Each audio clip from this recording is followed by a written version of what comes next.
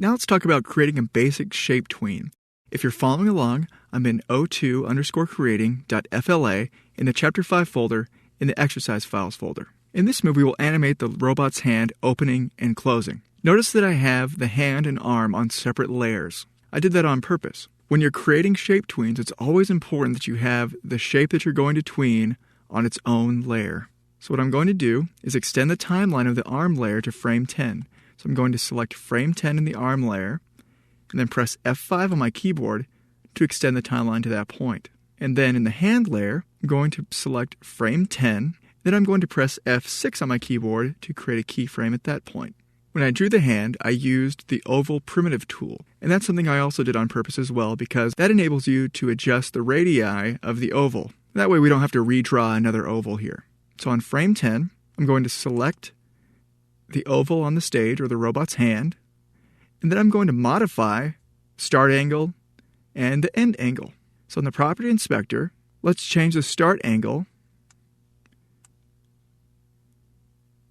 to be something closer to 0. Not quite 0, just close to 0. And for the end angle, we'll set something close to 360, but not quite 360.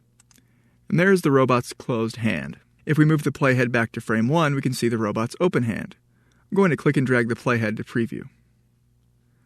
Robot's hand's opened and then closed. Now the next step is to turn this into a shape tween.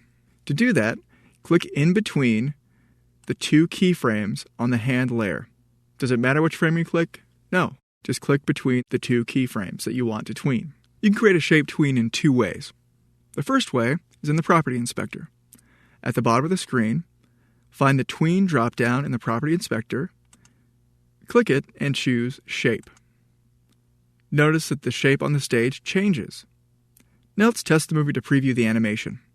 Press Command-Return on the Mac or Control-Enter on the PC to test the movie.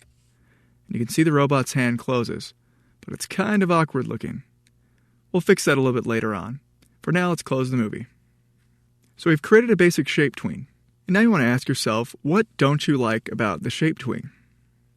Well, for one, the robot's hand is kind of awkwardly shaped in the middle. If you scrub the playhead, you can see how it looks. To be honest, I'm not quite satisfied with that, so we'll need to change that. One way to fix this problem is by using something called shape hinting, which we'll talk about in the next movie.